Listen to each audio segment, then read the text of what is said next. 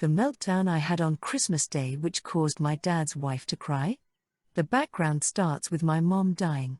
I, 17F, was 11 and my sisters were 16 and 18. Our dad met his second wife a couple of years later, when I was 13.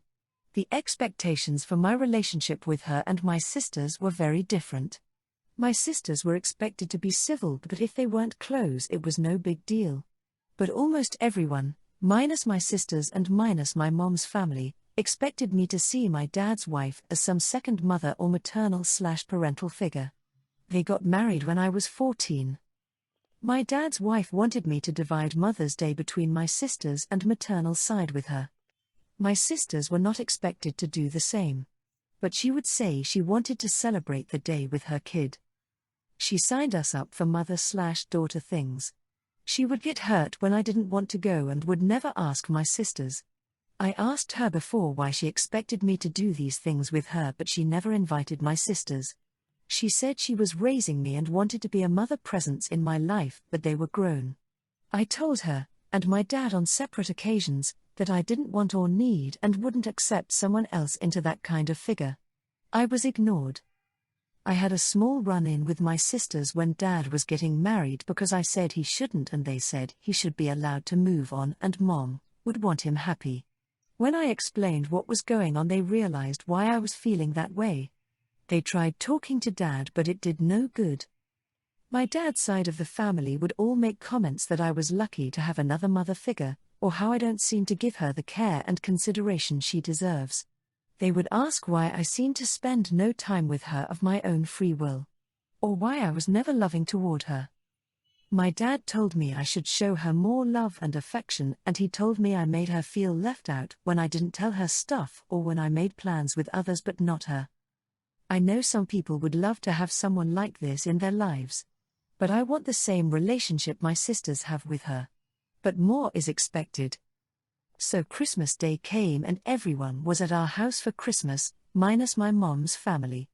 My dad and his wife gave me a card from my parents and my sisters got them with Dad and his wife. Then when it became time for family photos, we got one with the three of us and Dad, but then my grandparents wanted me in the family one with my dad and his wife, but my sisters weren't expected to be in it. I tried to step out and my dad's wife said it wasn't a family photo without their kid. This was the point where I lost it and I told her I am not her kid, she is not my mother figure, that she is Dad's wife just like she is to my sisters and I want it to be that way. I said I do not love her and hate how they all treat her like she suddenly became a parent to me. My sisters were on my side but my dad was furious and his wife cried and cried harder as I continued. Comment 1. NTA et al. She just waltzed in and decided you belonged to her as some sort of accessory without a mind of your own at 11 years old. Never mind letting a child grieve or come to terms with everything. You'll be able to move out soon and start your own life and then decide if it's worth it to have these people around who decided to steamroll right over your emotions and guilt you for not playing the part they assigned you. I hope you're able to access some therapy soon, OP, and I'm sorry for everything you went through. Comment 2. NTA. They can't force a relationship that you have been very clear about not wanting. If your dad's wife cares about you at all, she'd accept your feelings and give you the space you need. Instead, the adults are expecting you, a child, to cave to the unreasonable demands of a full-grown adult. Comment 3. NTA. You were young when your mom died and honestly, you're still young. You need time and guidance around mourning your mom and navigating this world. It's not entirely unfair that your dad wanted to move on, or that a new member of the family, his wife, wants to forge a relationship with you.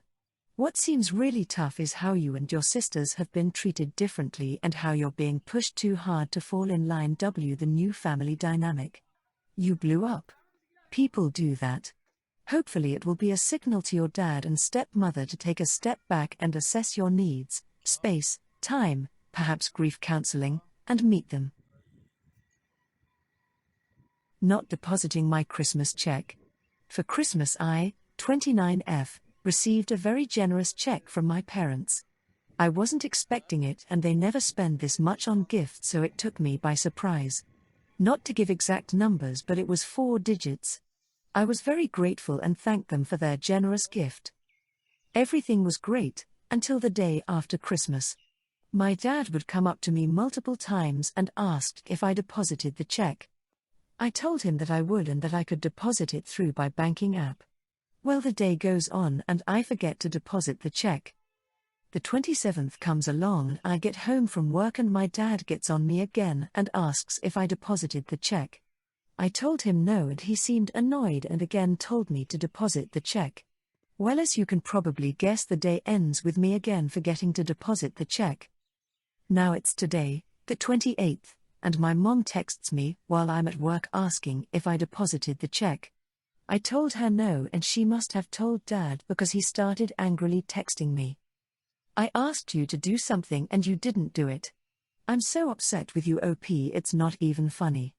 This is a total disrespect of me and your mom. I asked you to deposit that check and you didn't. You know we did this because we love you and you turn around and not deposit the check like I asked. I'm so upset.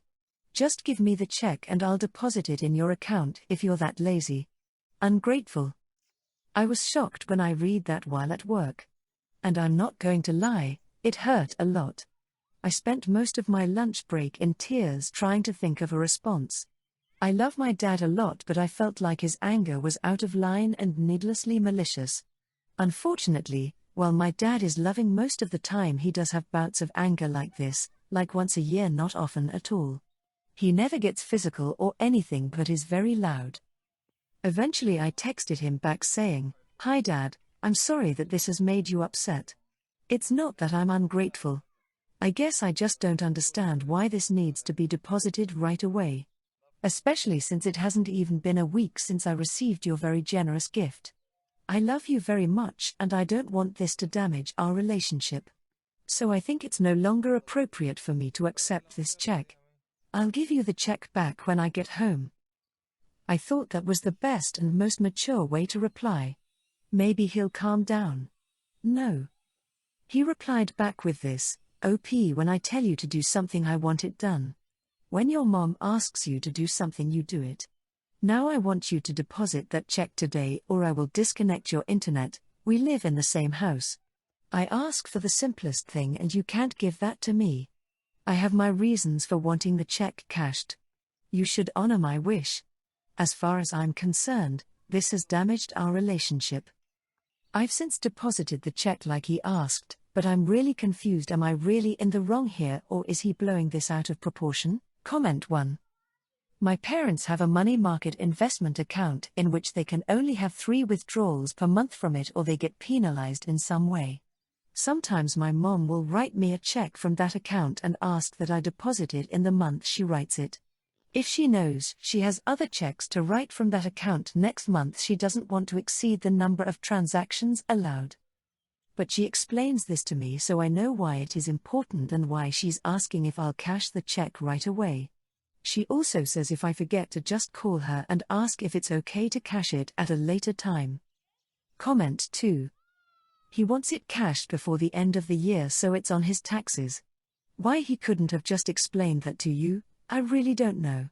Generally speaking, it's rude to hold on to a personal check, because it means that the writer of the check has to be constantly aware of the amount that check was for and ensure that no conflicts come up.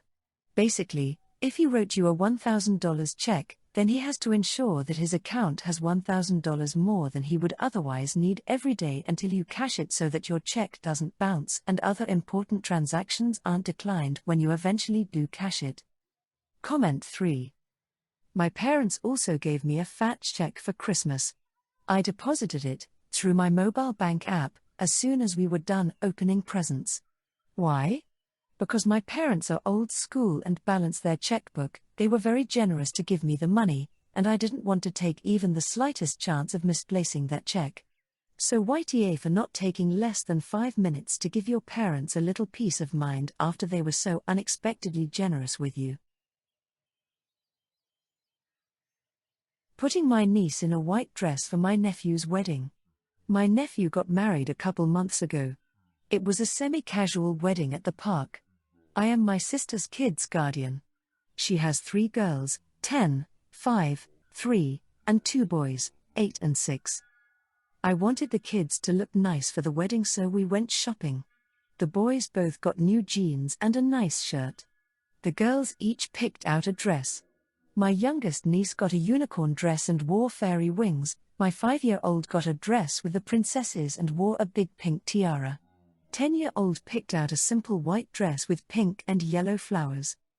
I honestly thought my nephew or his wife would have an issue with the fairy wings or tiara, but my sister-in-law hated that my 10-year-old was wearing white. She wasn't in a puffy white ball gown, it was a little sundress with pink and yellow flowers. They told me to change her clothes. I had a t-shirt and shorts in the car, but she loved that dress and there was really nothing wrong with it. They've distanced themselves from us, but we saw them at Christmas. They got a present for all of the kids, except for the 10-year-old. She's such a shy kid, she didn't say anything, but I could tell it broke her heart. I confronted my nephew and his wife about it, and they said they gave presents to everyone that behaved appropriately at the wedding. I reminded them that she's 10 and she just wanted to wear a pretty dress that did not resemble a wedding dress at all, to a wedding. I called them assholes for punishing a 10-year-old for what she wore to a wedding, but they're still saying it's her fault, and they still can't believe I let her wear white to a wedding. Comment 1, this breaks my heart and is insanity. NTA, I don't know what world your Nil lives in, but she's pathetic to think that a 10-year-old wearing white is taking away from her, and not to give her a Christmas present as punishment is beyond cruel. I sincerely hope they don't plan to have kids. I am so sorry for your real niece. I hope you can convince her that she is not the one at fault here. Comment 2. NTA. She's 10, it shouldn't have honestly mattered. And for them to single her out like that and give the other kids presents but not her is sad. That being said, it is a huge wedding faux pas to wear white to a wedding when you aren't the bride. I was always taught it's seen as an insult to the bride. But usually it's an adult though. A child wearing white is different. And both the times I was a flower girl growing up, the bride dressed me in white. If it were my wedding, I'd have not been happy about if she wasn't my flower girl, but my words would have been with the child's guardian and them alone, and it would have been a passing comment, not a held grudge. I would not have singled out the child. So yes, I think you should have picked something different, but I don't think you were necessarily being an R. They are toe for punishing a kid. Telling my sister she really lay off the guilt trips with her kids who want to change their names? My sister has 2 now adult kids. Her son is 21 and her daughter is 18, and both of them told her in the last month or so that they plan to legally change their names. My nephew is George and my niece is Catherine. The kids always had nicknames as kids and asked people not to use their whole names, but it was my niece who was the most vocal about the hatred she had for her name. She said Catherine made her think of the old lady who lived down the street from her, and she felt like it was a really old lady name or a name someone who wanted to appear so mature would have. She wanted a name that sounded younger, and in middle school she started to go by the name Ember, after a character she adored in a book. Ember has stuck and she plans to make that her legal name. George was never as outspoken, but in the last few years, mostly since he moved out of his parents' house, he has been Ryder to his friends. Now he has decided he wants to make Ryder his legal name. My sister was upset with one wanting to change, but with both she's got a mix of sadness and anger about it. She and my niece have argued a lot. My sister told her wanting to sound young is a dumb reason to change her name. She told her the name Catherine has a lot of history surrounding it and sounds far more adult, which she now is. She told her she just wants a trendy modern name and can't see the benefit to having a real name. She hasn't been as harsh with my nephew, but she goes more for the guilt trips with him more so, and she has tried with my niece too, just more with my nephew. It got to the point that I heard from both my niece and nephew that their mom is driving them crazy, and my nephew is considering changing his middle name like his sister plans to change hers, since their mom is being so extreme about this. My niece said she doesn't want either name her mom gave her and would rather have just a first name than carry around names she doesn't like. So I decided to talk to my sister, and she told me she doesn't want to hear what I have to say. She told me they are her kids and she has every right to try to convince them to do the right thing. I told her she should still lay off the guilt trips, or she might find she hears way less from her kids than she does now, and they might be less inclined to tell her stuff in the future, which she also wouldn't like. She told me to leave after telling me I had crossed a line. Comment 1, NTA, but you need step back now. This is theirs to sort out. Ironically, Catherine and George are popular names for much younger children, children who associate cool names like Ember with their parents or even grandparents. I know far more toddlers with names like Helen and Dorothy because the people naming children never knew anyone with those names, so they sound fresh and unique. Everything is cyclical. A bit odd, since this is obviously more about your sister's attitude than the names themselves. Comment 2. This one is tough, because your sister is objectively correct, but absolutely in the wrong. Wanting to sound young is a stupid reason to change a name, and the irony is as Ember grows older her name will date her in a way Catherine never would. Ah well, people have to be allowed to make their own choices and mistakes. I can understand why your sister is so hurt and sad about it, but you are NTA for telling her she will alienate her kids if she keeps it up. Comment 3. NTA, I would have loved to change my name when I was 18 because it would be such a pain in the rear to do it now, especially with what I know about privacy and security. I would rather have a common name to make it harder to search for me on the internet, because as it stands I know I am the only one with the first, middle, and last name I hold that is living. Makes it easy to find me if I want to be left alone or anonymous.